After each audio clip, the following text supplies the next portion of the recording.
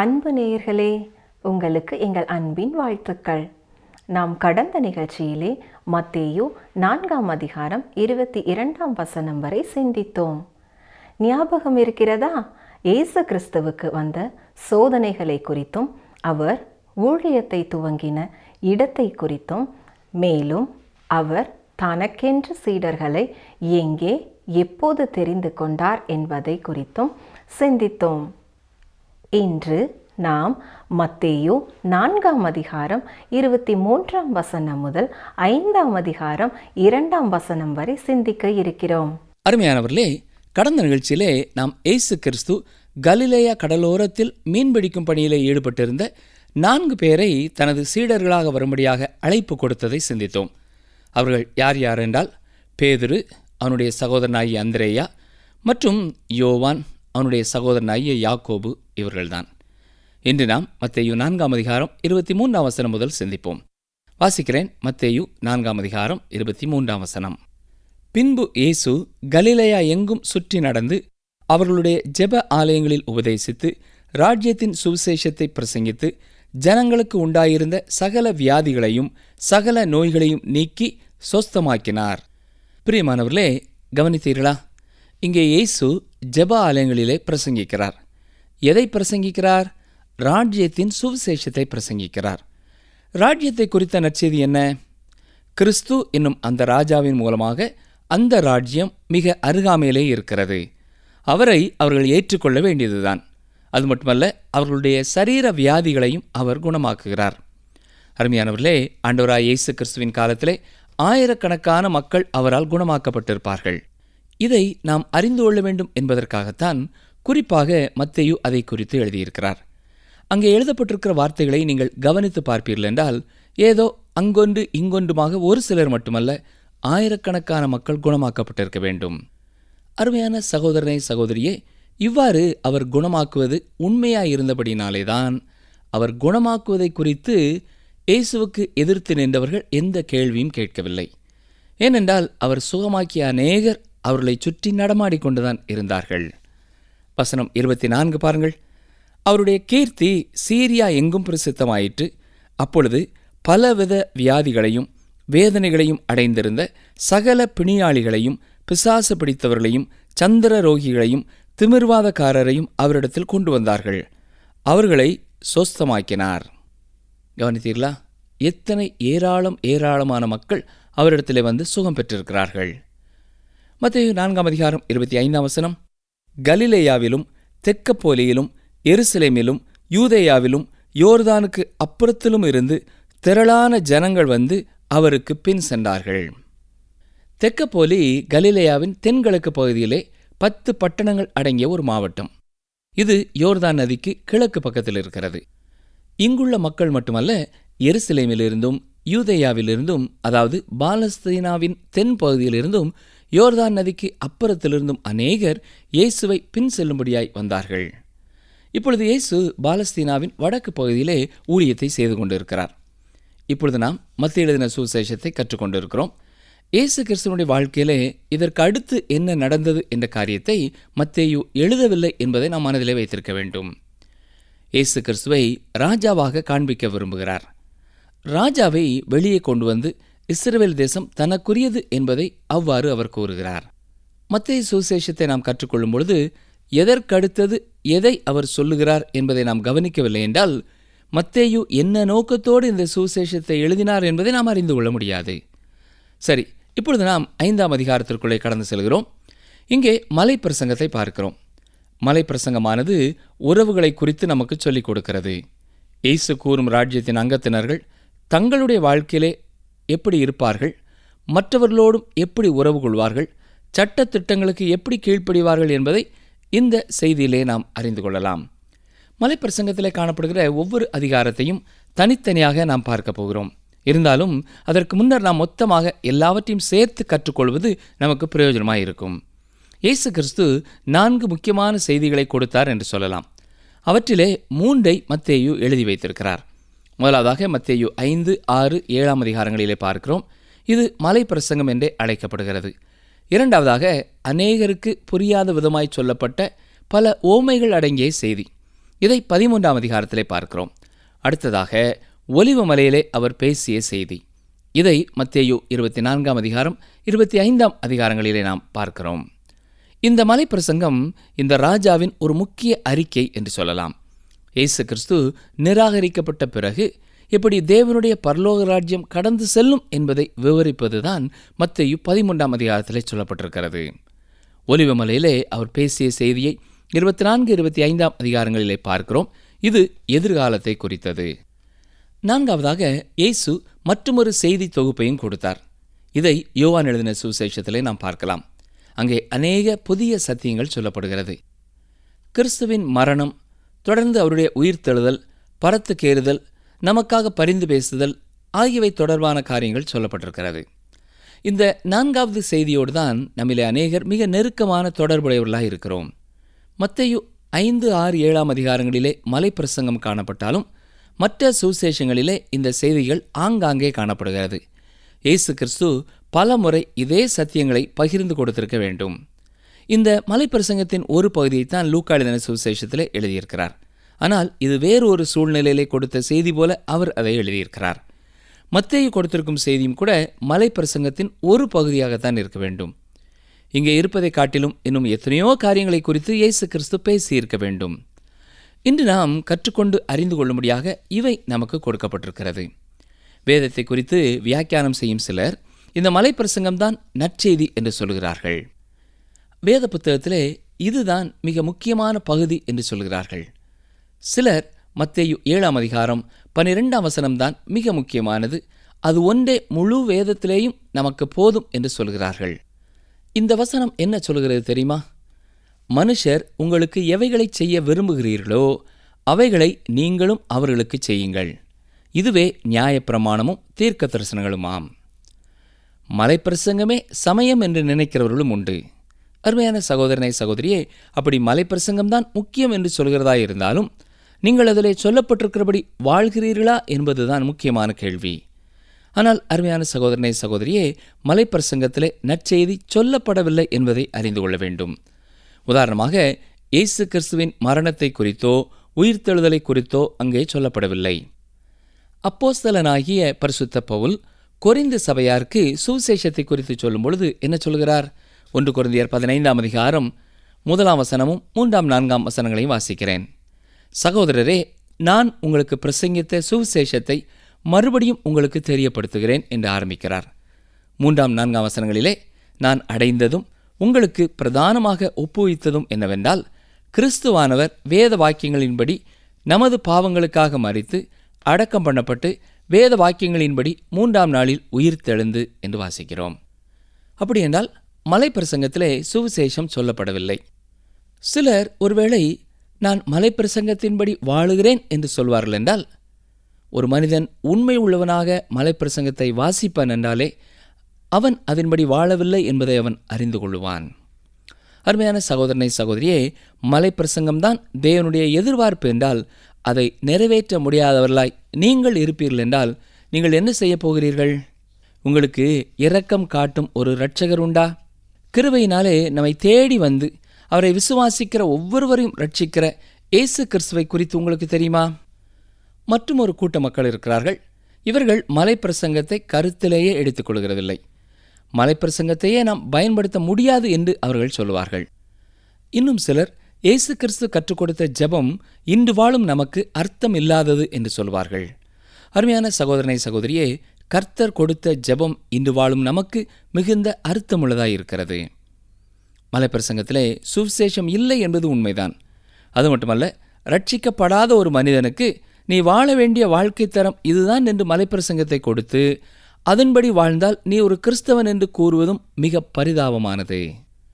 பழைய ஏற்பாட்டிலே கொடுக்கப்பட்ட கட்டளைகளை மனிதனால் கைக்கொள்ள முடியவில்லை.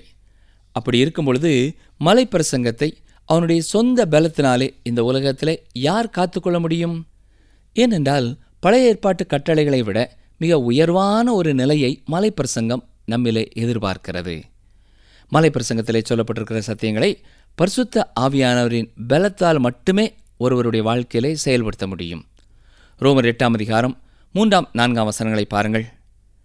அது எப்படி எனில், மாம்சத்தினாலே பலவீனமாயிருந்த நியாயப்பிரமாணம் செய்யக்கூடாததை தேவனே செய்யும்படிக்கு தம்முடைய குமாரனை பாவ மாம்சத்தின் சாயலாகவும் பாவத்தை போக்கும் பலியாகவும் அனுப்பி மாம்சத்திலே பாவத்தை ஆக்கினைக்குள்ளாக தீர்த்தார். மாம்சத்தின்படி நடவாமல் ஆவியின்படி நடக்கிற நம்மிடத்தில் நியாயப்பிரமாணத்தின் நீதி நிறைவேறும்படிக்கே அப்படி செய்தார். இந்த செய்தியை மலைப்பிரசங்கத்திலே நீங்கள் பார்க்க முடியாது. பரிசுத்த ஆவியானவரின் பணியை குறித்து எந்த குறிப்பும் அங்கே சொல்லப்படவில்லை. மலைப்பிரசங்கம் கிறிஸ்துவின் மனதை நமக்கு வெளிப்படுத்துகிறது. இதே மனதுள்ளவர்களாய்த்தான் கிறிஸ்தவர்களும் வாழ வேண்டும். இங்கே சொல்லப்பட்டிருக்கிற விதிமுறைகள் எல்லாமே கிறிஸ்தவ வாழ்க்கைக்கு பயனுள்ளதுதான். ஆனால் சொந்த பலத்தினாலே அதை செயல்படுத்த ஒருவராலும் முடியாது. அதற்கான வல்லமையை பெற்றுக்கொள்ள அவன் வேறொரு இடத்திற்குத்தான் செல்ல வேண்டியிருக்கிறது. மலைப்பிரசங்கம் ஒரு அருமையான எலக்ட்ரிக் பல்ப் என்று சொல்லலாம். ஆனால் அதிலே வெளிச்சத்தை உண்டு பண்ணும் வல்லமை இல்லை. மலைப்பிரசங்கத்தை இயேசு கிறிஸ்து கொடுத்ததின் முக்கிய காரணம் பரலோக ராஜ்யத்தின் விதிமுறைகளை மனிதன் அறிந்து கொள்ளத்தான். தன்னை மக்களுக்கு வெளிப்படுத்த வந்த ஒரு ராஜாவை குறித்து மத்தேயு சொல்லிக் கொண்டிருக்கிறார். அவருக்கு முன்னோடியாக வந்தவர்தான் யோவான் ஸ்நானகன். தன்னை வெளிப்படுத்த வந்த ராஜா இப்பொழுது தனக்கு சீடர்களை அழைக்கிறார். தனது ராஜ்யத்திற்கான சட்ட திட்டங்களை விவரிக்கிறார். 1000 வருட அரசாட்சியின் காலத்திலே இதுவே உலகத்திலே சட்ட திட்டமாய் இருக்கும். இயேசுவே இந்த பூமியிலே அப்பொழுது ஆளுகை செய்வார். கிறிஸ்துவை தனது ஆண்டவர், இரட்சகர் என்று அழைக்கிற ஒவ்வொருவருமே அவர் கட்டளையிட்டிருப்பதை கைக்கொள்ள முயல வேண்டும். அப்படி செய்வதற்கு அவனுக்கு பரிசுத்த ஆவியானவரின் வல்லமை தேவை.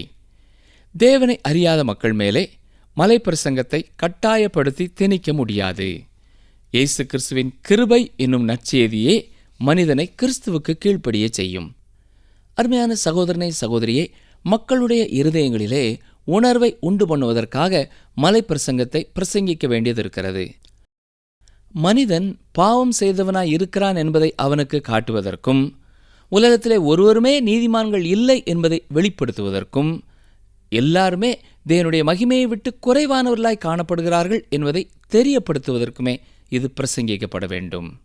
கிறிஸ்துவை அறிந்திருக்கிறவர்கள் இந்த மலைப்பிரசங்கத்தில் அடங்கியிருக்கிற செய்தியை வாசித்து அறிந்து இது தொடர்பான மற்ற வேத வசனங்களோடு ஒப்பிட்டு படிக்க வேண்டும்.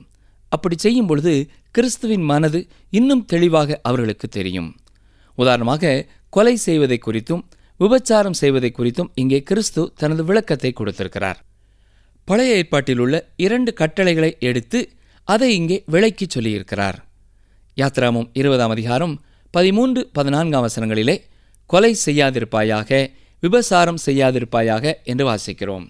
சரி, இயேசு கிறிஸ்து இந்த 2 கட்டளைகளை குறித்து மட்டும்தான் உயர்த்தி பேசியிருக்கிறாரா? அப்படி சொல்ல முடியாது. இவை 2 மட்டுமே மத்தேயு எழுதின சுவிசேஷத்திலே சொல்லப்பட்டிருக்கிறது. ஒவ்வொரு கட்டளைகளையுமே அவர் விவரித்து தேவனுடைய எதிர்பார்ப்பை தெளிவுபடுத்தியிருக்க வேண்டும். கலாத்தியர் 2ஆம் அதிகாரம் 16ஆம் வசனத்திலே நியாயப்பிரமாணத்தின் கிரியைகளினாலே எந்த மனுஷனும் நீதிமானாக்கப்படுவதில்லையே என்று வாசிக்கிறோம்.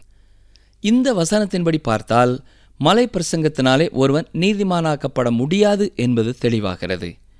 அருமையான சகோதரனை சகோதரியே, உங்கள் வாழ்க்கையிலேயும் கொலை செய்யாதிருப்பாயாக, விபசாரம் செய்யாதிருப்பாயாக என்ற இந்த 2 கட்டளைகளுக்கு முதலாவது முக்கியத்துவம் கொடுத்து செயல்படுத்த பாருங்களேன். சரி, இப்பொழுது உண்மையாக நடந்த ஒரு சம்பவத்தை உங்களோடு பகிர்ந்து கொள்கிறேன். போதகர் ஒருவர் தனது ஊழியத்தின் ஆரம்ப காலத்திலே ஒரு குறிப்பிட்ட திருச்சபையிலே வேலை செய்து கொண்டிருந்தார். அப்பொழுது முக்கியமான வியாபாரிகளின் கூட்டம் ஒன்றிலே அவர் பேசுவதற்காக அழைக்கப்பட்டார். அந்த பட்டணத்திலே உள்ள ஒரு வங்கியின் தலைவராய் இருந்தவரே அந்த கூட்டத்தை தலைமை தாங்கி நடத்தினார். இந்த போதகர் கூட்டம் நடக்கும் இடத்திற்கு சென்றபொழுது மிகச் சுருக்கமாக நீங்கள் செய்தியை கொடுக்க வேண்டும், ஒரு சில வினாடிகளிலேயே முடித்துவிட வேண்டும், ஆனால் இந்த வியாபாரிகளுக்கு எல்லாருக்கும் நீங்கள் சுவிசேஷத்தை பிரசங்கிக்க வேண்டும் என்று கூறினார். கூட்டம் ஆரம்பிப்பதற்கு சற்று முன்னதாக போதகர் அங்கே சென்று விட்டார். பலர் அவரை பார்த்து உறவாடினார்கள். ராபர்ட் என்கிற ஒரு மனிதனும் அவரை பார்த்து அவரோடு பேச ஆரம்பித்தான். அப்பொழுது மலைப்பிரசங்கம்தான் அவனுடைய சமயமே என்று கூறினான். அப்படியா, ரொம்ப சந்தோஷம், என்ன அருமையான ஒரு சமயம் உங்களுக்கு இருக்கிறது. சரி, எப்படி நீங்கள் அதை பின்பற்றுகிறீர்கள் என்று கேட்டாராம் போதகர். நீங்கள் என்ன கேட்கிறீர்கள், புரியவில்லையே, சற்று விளக்கமாய் சொல்லுங்கள் என்றார் ராபர்ட். மலைப்பிரசங்கம்தான் உங்கள் சமயம் என்று சொன்னீர்களே, நீங்கள் அதின்படி நடக்கிறீர்களா என்று கேட்டார் போதகர். அது நான் முயற்சிக்கிறேன் என்று கூறினார் ராபர்ட். சகோதரனே, அது போதாது. அந்த காரியங்களை நீங்கள் செய்வீர்கள் என்றால்தான் நீங்கள் ஆசீர்வதிக்கப்பட்டவர்கள் என்று இயேசு சொல்லியிருக்கிறார். மலை பிரசங்கம்தான் என்னுடைய சமயம் என்று சொல்கிற நீங்கள் அதை கைக்கொள்ள வேண்டாமா என்று கேட்டார் போதகர். நான் கைக்கொள்கிறேன் என்றுதான் நினைக்கிறேன் என்றார் ராபர்ட். அப்படி என்றால் உங்களுக்கு நான் ஒரு சிறிய பரீட்சை வைக்கிறேன் என்றார் போதகர். ராபர்ட்டும் அதற்கு ஒத்துக்கொண்டார். மலை பிரசங்கத்தின்படி உங்கள் சகோதரன் மேலே நீங்கள் காரணமில்லாமல் கோபப்பட்டாலே நீங்கள் கொலை செய்வதற்கு சமம் என்று சொல்லப்பட்டிருக்கிறது. இந்த கற்பனையை நீங்கள் கைக்கொள்கிறீர்களா என்று கேட்டார். அதற்கு ராபர்ட் சொன்ன பதில் என்ன தெரியுமா? அது மிக கடுமையான ஒரு கட்டளை. யாரையும் கொல்லும் அளவிற்கு நான் இதுவரை யார் மேலும் கோபப்படவில்லை என்று நினைக்கிறேன் என்றார். மீண்டுமாக போதகர் மத்தேயு 5:28 சொல்லப்பட்டிருக்கிற ஒரு ஸ்திரீயை இச்சையோடு பார்க்கிற எவனும் தன் இருதயத்திலே அவளோடு உபச்சாரம் செய்தாயிற்று என்று சொல்லப்பட்டிருக்கிறதே, அதை நீங்கள் கைக்கொள்கிறீர்களா என்று கேட்டபொழுது, ஐயையோ, அது எப்படி முடியும் என்று கூறினாராம். அருமையான சகோதரனே, இவ்வாறாக மலை பிரசங்கத்திலே அநேக வாக்கியங்கள் உங்களை கண்டுபிடிக்கும். சொல்லப்போனால் உங்களுக்கு சமயம் என்று சொல்கிற இந்த மலை பிரசங்கத்தின்படி நீங்கள் வாழ முடியவில்லை. அப்படி நீங்கள் வாழ்ந்து காட்டுவீர்கள் என்றால் என்னுடைய சமயத்தை நான் மாற்றிக்கொள்கிறேன் என்று கூறினாராம் போதகர். அருமையான சகோதரனே, சகோதரியே, இன்றைக்கும் எத்தனை பேர் அந்த மனிதனைப் போல இருக்கிறார்கள் இல்லையா? மிக பயபக்தியோடு மலை பிரசங்கம்தான் என்னுடைய சமய வாழ்க்கையே என்று சொல்வார்கள்.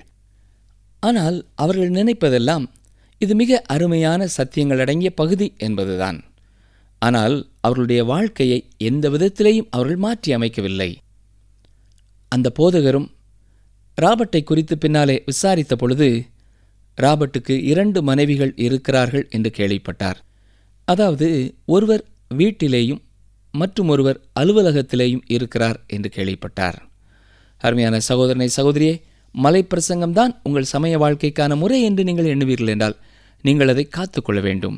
ஏனென்றால் அது முழுவதிலேயும் அநேக சட்டங்களும் திட்டங்களும் கட்டளைகளும் இருக்கிறது.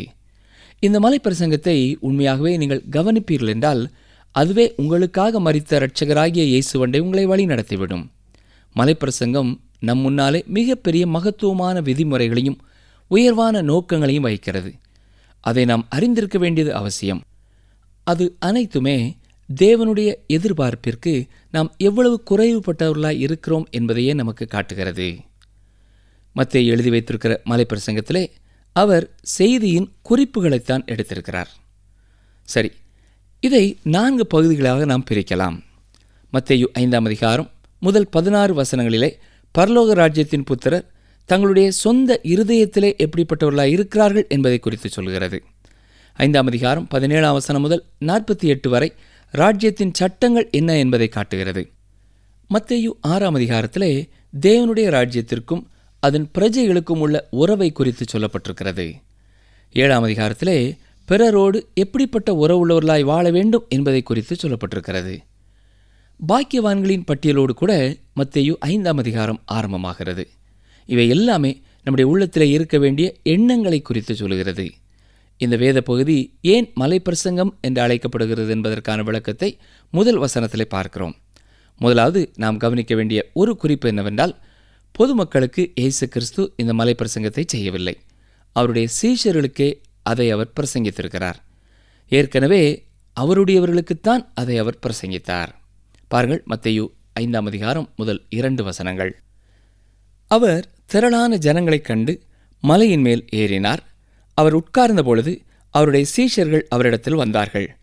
அப்பொழுது அவர் தமது வாயை திறந்து அவர்களுக்கு உபதேசித்து சொன்னது என்னவென்றால், அருமையானவர்களே, திரளான ஜனங்களுக்கு அவர் இந்த மலை பிரசங்கத்தை செய்யாவிட்டாலும் திரள் கூட்டமான ஜனங்களையும் அவர்களுடைய தேவைகளையும் பார்த்தபடியினாலே தனது சீடர்களுக்கு அதை கொடுத்தார். சொல்லப்போனால் மறைமுகமாக அந்த திரளான ஜனங்களுக்கு அவர் இந்த செய்தியை கொடுத்தார் என்று சொல்லலாம். இந்நாட்களிலேயும் முதலாவது மனிதர்கள் இயேசு கிறிஸ்துவினிடத்திலே வர வேண்டும். தேவனுடைய ராஜ்யமானது அப்பொழுது மறைமுகமாயிருந்தாலும் அதற்கான விதை இப்பொழுது விதைக்கப்பட வேண்டும். அந்த விதைதான் தேவனுடைய வார்த்தை. இந்த உலகத்திலே நம்முடைய பணி அவருடைய வசனமாகிய விதையை விதைப்பதுதான். ஒரு நாள் வரும், அப்பொழுது இயேசு கிறிஸ்து இந்த உலகத்திலே தம்முடைய ராஜ்யத்தை ஸ்தாபிப்பார்.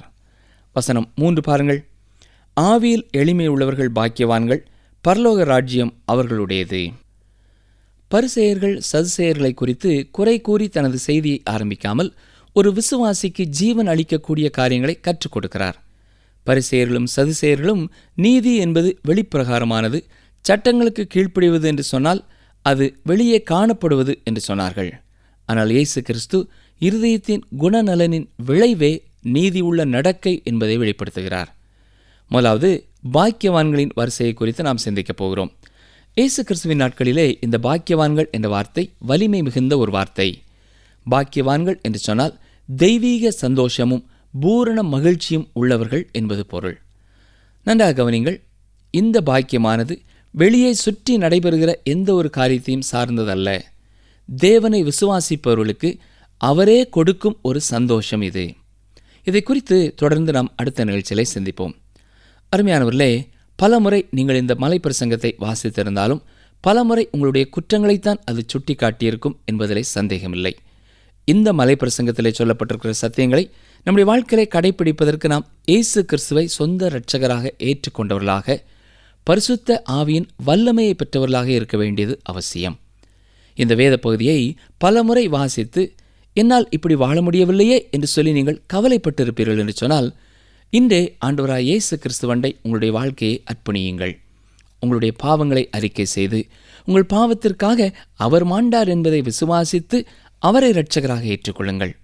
ஆண்டவரே, உம்முடைய பரிசுத்த ஆவியின் பலனை எனக்கு தாரும் என்று கேளுங்கள். இந்த வசனங்களிலே அவர் கொடுக்கிற கட்டளைகளை உங்களுடைய வாழ்க்கையிலே கடைபிடிக்க தூய ஆவியானவரே உங்களுக்கு துணை செய்வார்.